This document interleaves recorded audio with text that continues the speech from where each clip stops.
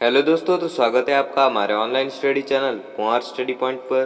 तो दोस्तों, आज हम टॉप 25 जीके जीएस के अति महत्वपूर्ण प्रश्नों के बारे में बात करेंगे जो आपके हर बार परीक्षाओं में रिपीट होते हैं। इसलिए हर प्रश्न को आप बारीकी से समझें और ध्यानपूर्वक पढ़ें। और यह सभी प्रश्न भारत में आयोजित सभी प्रतियोगी परीक्षाओं के लिए अति महत्वपूर्ण प्रश्न है, इसलिए वीडियो को आप जरा भी स्किप ना करें क्योंकि वीडियो आपके लिए बहुत ही यूजफुल रहने वाला है। तो चलो वीडियो को शुरू करते हैं। आपका पहला सवाल है, किस सिलोन शासक ने स्वयं को अशोक के पद चिन्हों का प्रतिरूप बनाया? ध्यान से पढ़ो प्रश्न को कि किस सिलोन शासक ने स्वयं को अशोक के पद चिन्हों का प्रतिरूप बनाया? तो आपको याद रखना है तिस्य ने। किसने बनाया? तिस्य ने। और वो कहाँ का शासक था? तो आपको याद रखना है सिलोन। तिस्य ने स्वयं को अशोक के पद चिन्हों का प्रतिरूप बनाया। ठीक है, किसने? तिस्य ने। अगला देखते हैं कि जातक कहानियाँ किस प्राचीन भाषा में रचित है? जातक कहानियाँ किस प्राचीन भाषा में रचित है? तो आपको याद रखना है पाली भाषा में।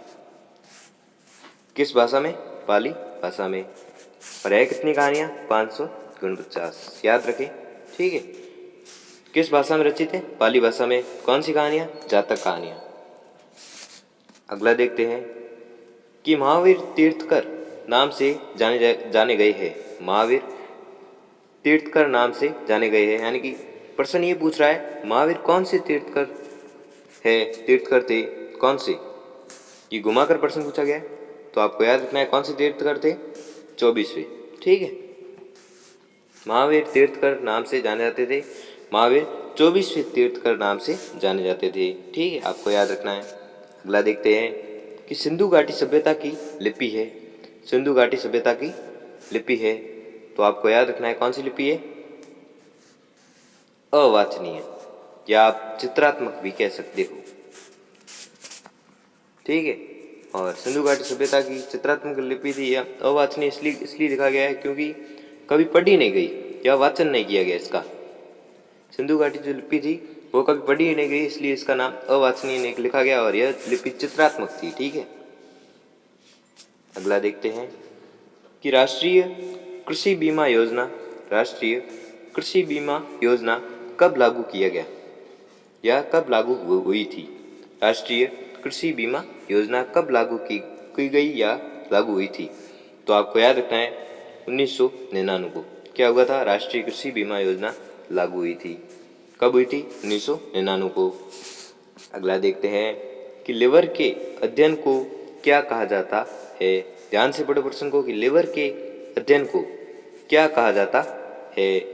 तो आपको याद रखना है हेपेटोलॉजी। हेपेटोलॉजी किसे कहा जाता है? तो लिवर के अध्ययन को क्या कहा जाता है? हेपेटोलॉजी। अगला देखते हैं कि सौर सेल बनाने में किस तत्व का प्रयोग किया जाता है? ध्यान से पढ़ो प्रश्न को कि सौर सेल बनाने में किस तत्व का प्रयोग किया जाता है? तो आपको याद रखना है सिलिकॉन। सिलिकॉन का प्रयोग कहाँ किया जाता है? सौर सेल बनाने में किसका प्रयोग किया जाता है? सिलिकॉन का। याद करते जाइए साथ में। और अंत में मैं आपको पूछूंगा कि आपने कितने प्रश्न सही किए 25 में से। ठीक है, तो हर प्रश्न को आप बारीकी से समझते जाइए और लास्ट में बताएं, सच बताएं कि आपने 25 में से कितने प्रश्न अपने मन से किए। ठीक है, अगला देखते हैं कि संसार में सबसे तेज बढ़ने वाला पौधा कौन सा है? ध्यान से पढ़े प्रश्न को कि संसार में सबसे तेज बढ़ने वाला पौधा कौन सा है? मोस्ट है, तो इसका आंसर होगा बांस। बांस है जो संसार में सबसे तेज बढ़ने वाला पौधा है। ठीक है, अगला देखते हैं कि मोहम्मद गजनवी भारत पर अंतिम बार आक्रमण कब किया था? मोहम्मद गजनवी ने भारत पर अंतिम बार आक्रमण कब किया था? तो आपको याद रखना है कब किया था? 1027 में। किसने किया था अंतिम बार आक्रमण? मोहम्मद गजनवी ने। वेरी मोस्ट इंपॉर्टेंट है, बहुत बार पूछा गया है, तो आपको याद रखना है कि मोहम्मद गजनवी ने भारत पर अंतिम बार आक्रमण कब किया था? तो आपको याद रखना है 1027। और 1025 में सोमनाथ वाला आक्रमण किया था, आपको याद ही होगा, सोमनाथ मंदिर को तोड़ा था। ठीक है, अगला देखते हैं कि भारत में राजनीतिक दलों को कौन मान्यता देता है? भारत में राजनीतिक दलों को कौन मान्यता देता है? कौन मान्यता देता है? निर्वाचन आयोग। निर्वाचन आयोग भारत में राजनीतिक दलों को मान्यता देता है। ठीक है, अगला देखते हैं कि विश्व में रेशम का प्रचलन सर्वप्रथम किस देश में हुआ? ध्यान से पढ़ो प्रश्न को, वेरी मोस्ट इंपॉर्टेंट क्वेश्चन है ये वाला, कि विश्व में रेशम का प्रचलन सर्वप्रथम किस देश में हुआ? तो आपको याद रखना है चीन।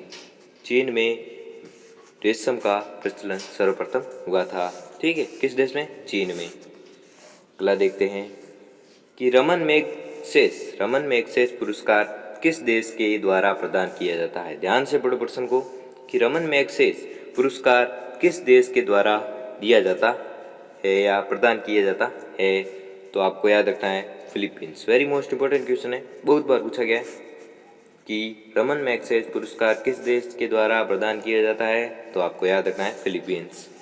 अगला देखते हैं कि कौन सा कार्बोहाइड्रेट मोनोसैकराइड, ध्यान से पढ़ो प्रश्न को, कि कौन सा कार्बोहाइड्रेट मोनोसैकराइड है? तो आपको याद रखना है ग्लूकोज और फ्रुक्टोज। ग्लूकोज एवं फ्रुक्टोज है जो कार्बोहाइड्रेट मोनोसैकराइड है। कौन सा कार्बोहाइड्रेट मोनोसैकराइड है? तो ग्लूकोज एवं फ्रुक्टोज। ठीक है, अगला देखते हैं कि शरीर में सबसे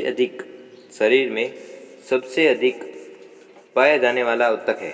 शरीर में सबसे अधिक पाया जाने वाला ऊतक है, तो आपको याद रखना है संयोजी ऊतक। संयोजी ऊतक है जो शरीर में सबसे अधिक पाया जाता है। कौन सा ऊतक पाया जाता है? संयोजी ऊतक। अगला देखते हैं कि किस बैंक द्वारा किसानों को दीर्घकालीन वित्तीय सहायता प्रदान की जाती है? किस बैंक द्वारा किसानों को दीर्घकालीन वित्तीय सहायता प्रदान की जाती है? तो आपको याद रखना है भूमि विकास बैंक। भूमि विकास बैंक द्वारा किसानों को दीर्घकालीन वित्तीय सहायता प्रदान की जाती है। किस बैंक द्वारा? भूमि विकास बैंक। अगला देखते हैं कि विश्व बैंक की उदार खिड़की कहा जाता है। विश्व बैंक की उदार खिड़की कहा जाता है। वेरी मोस्ट इंपॉर्टेंट क्वेश्चन है कि विश्व बैंक की उदार खिड़की कहा जाता है, यानी किसे कहा जाता है? तो आपको याद रखना है अंतर्राष्ट्रीय विकास एजेंसी। अंतर्राष्ट्रीय विकास एजेंसी को क्या कहा जाता है? तो आपको याद रखना है विश्व बैंक की उदार खिड़की। विश्व बैंक की उदार खिड़की किसे कहा जाता है?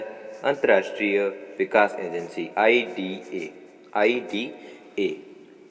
ठीक है, अगला देखते हैं कि निम्न में से कौन कंप्यूटर का स्थायी मेमोरी है? निम्न में से कौन कंप्यूटर का स्थायी मेमोरी है? तो आपको याद रखना है रोम है जो कंप्यूटर का स्थायी मेमोरी है। ठीक है, अगला देखते हैं कि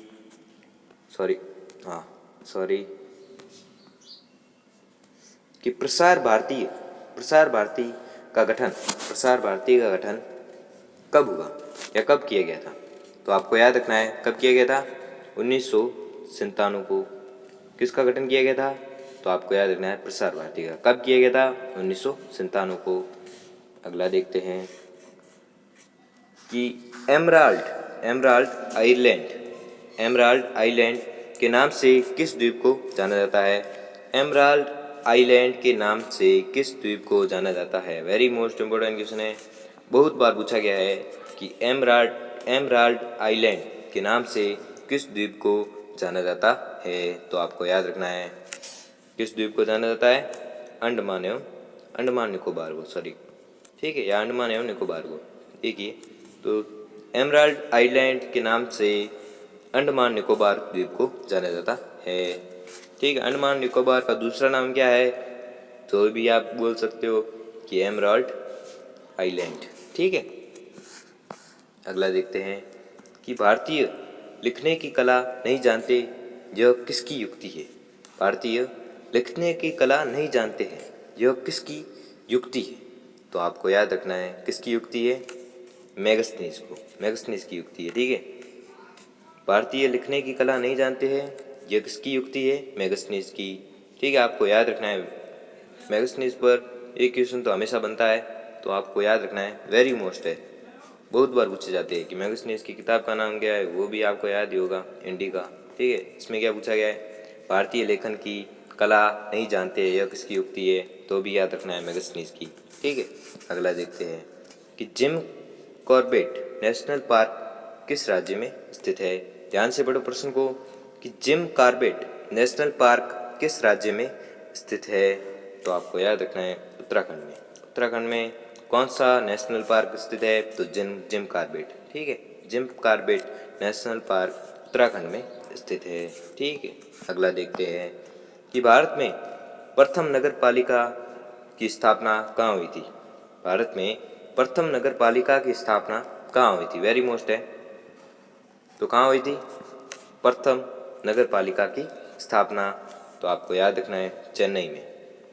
चेन्नई में क्या हुआ था? प्रथम बार नगर पालिका की स्थापना हुई थी। अगला देखते हैं कि कठपुतली किस राज्य का प्रमुख लोक नृत्य है? कठपुतली किस राज्य का प्रमुख लोक नृत्य है? वेरी मोस्ट है, कठपुतली किस राज्य का प्रमुख लोक नृत्य है? तो आपको याद रखना है राजस्थान का। कौन सा नृत्य है, कौन सा लोक नृत्य है? कठपुतली, ठीक है। किसका है? राजस्थान का। अगला देखते हैं, चावल को पॉलिश करने पर कौन सा विटामिन नष्ट होती है? क्या विटामिन नष्ट होता है? चावल को पॉलिश करने पर कौन सा विटामिन नष्ट होता है? तो आपको याद रखना है विटामिन B1। विटामिन B1 जो चावल को पॉलिश करने पर नष्ट हो जाता है। कौन सा vitamin? Vitamin B, very most है। जनरल साइंस वालों के लिए बहुत ही मोस्ट इम्पोर्टेंट है कि विटामिन B नष्ट हो जाता है, कब होता है? चावल को पॉलिश करने पर, ठीक है। अगला देखते हैं कि विश्व स्तर पर हरित क्रांति का जन्मदाता किसे माना जाता है? वेरी मोस्ट इम्पोर्टेंट क्वेश्चन है, वेरी मोस्ट इम्पोर्टेंट क्वेश्चन है कि विश्व स्तर पर हरित क्रांति का जन्मदाता किसे माना जाता है? तो आपको याद रखना है नॉर्मन बोरलॉग। नॉर्मन बोरलॉग को किसका जन्मदाता या क्या कहा जाता है? तो आपको याद रखना है हरित क्रांति का जन्मदाता किसे कहा जाता है? Norman Borlaug. नॉर्मन बोरलॉग को हरित क्रांति का जन्मदाता कहा जाता है। तो हमें कमेंट में बताएं कि आपने 25 में से कितने प्रश्नों का जवाब सही दिया, ये सच सच बताएं। और अगर हमारा वीडियो आपके लिए ज़्यादा थोड़ा सा भी हेल्पफुल रहा हो तो वीडियो को लाइक और चैनल को कर दो सब्सक्राइब, ठीक है। और बेल आइकन को प्रेस कर दो जिससे कि हमारी वीडियो की नोटिफिकेशन आपको मिलती रहेगी। धन्यवाद।